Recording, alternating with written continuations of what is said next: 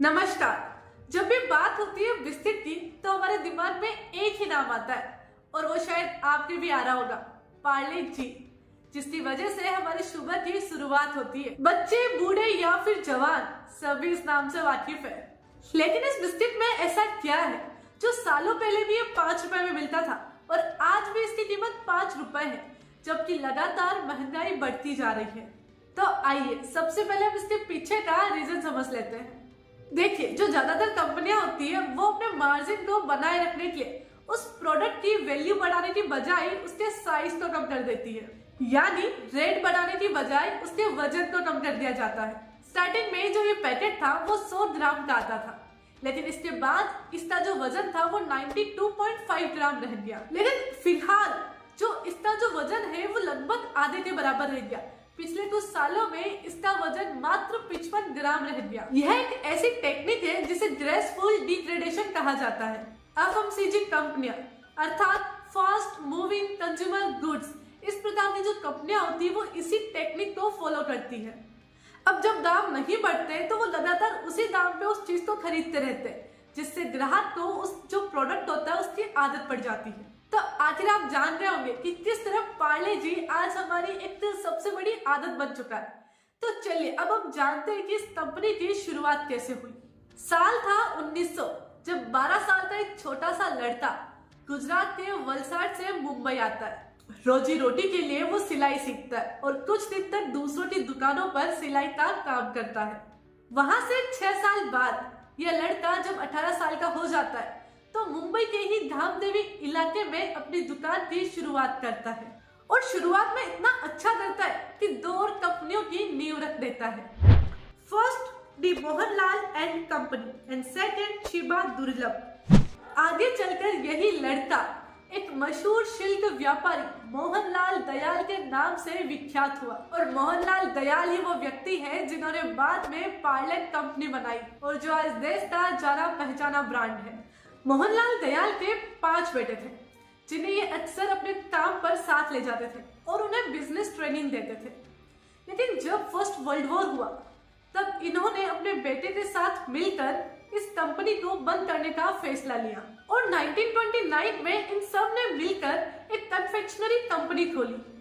यहाँ कन्फेक्शनरी का अर्थ है कि ऐसी दुकान जहाँ चॉकलेट्स, बिस्किट्स, केक्स या स्वीट्स मिलते हो, क्योंकि कुछ सालों पहले वो यहाँ से जर्मनी गए थे और वहां से कन्फेक्शनरी बनाने की कला सीख कर आए थे और 1929 में ये कन्फेक्शनरी जो मेकिंग मशीन होती है उसे लेकर भारत लौटे, जो इन्होंने जर्मनी में 60,000 रुपए में खरीदी थी। इन्हीं के परिवार के 12 लोगों ने मिलकर इस कंपनी की शुरुआत की, जहां इन्हीं परिवार के जो लोग थे वो इंजीनियर, मैनेजर और जो कन्फेक्शनरी मेकर होते हैं वो स्वयं ही बन गए। बात तो यहाँ हैरानी की है कि अपनी कंपनी में इतने मशगूल हो गए कि इन्होंने कंपनी का नाम ही नहीं रखा और समय के साथ इस कन्फेक्शनरी ब्रांड का जो नाम था वो इसी की जगह के नाम पे पड़ा, पार्ले।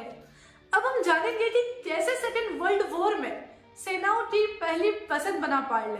देखिए, पार्ले ने 1939 अर्थात कंपनी बनने के 10 साल बाद इस कंपनी में बिस्किट बनाना शुरू किया, क्योंकि उस वक्त तक केवल और केवल जो बिस्किट होता था वो बाहर से आयात होता था, जो कि केवल अमीर लोग ही खा पाते थे क्योंकि काफी महंगा होता था। बाजार में United Biscuit, Huntley and Palmers, Britannia और ग्लाक्सो जैसे ब्रिटिश ब्रांड का कब्जा था।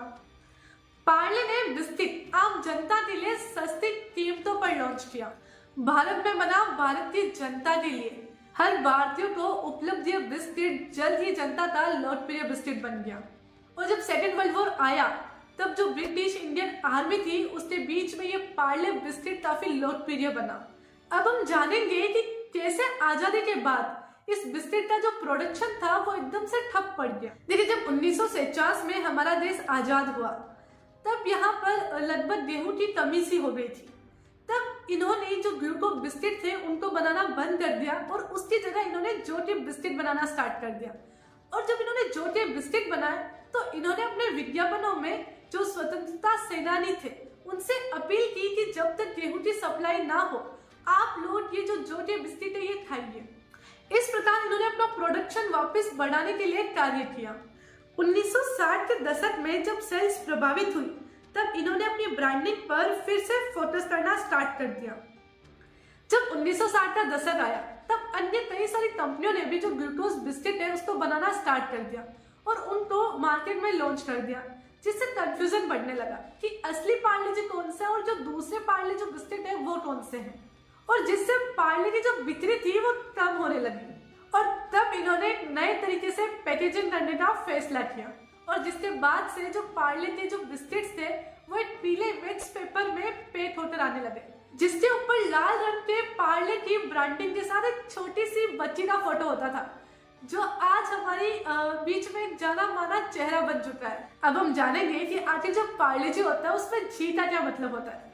काफी सारे कहते थे इस जी का मतलब होता है जीनियस, तो ऐसा नहीं है।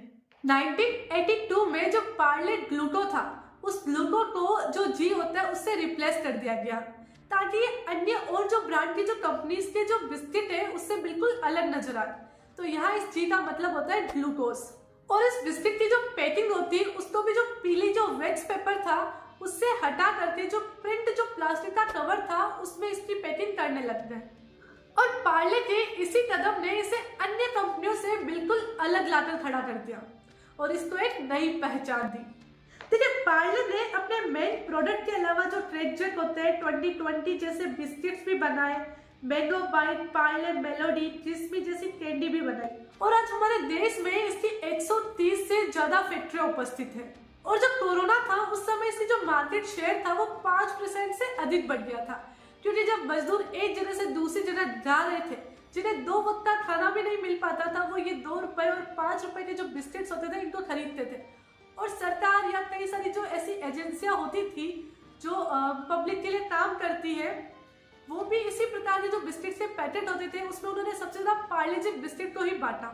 और आज 2023 में इस जो कंपनी का रेवेन्यू है वो 17,223 करोड़ रुपए है और इस साल इस कंपनी ने 905 करोड़ का मुनाफा कमाया। इस आंकड़े को पार करने वाली ये भारत की पहली पैकेज्ड फूड कंपनी बनी।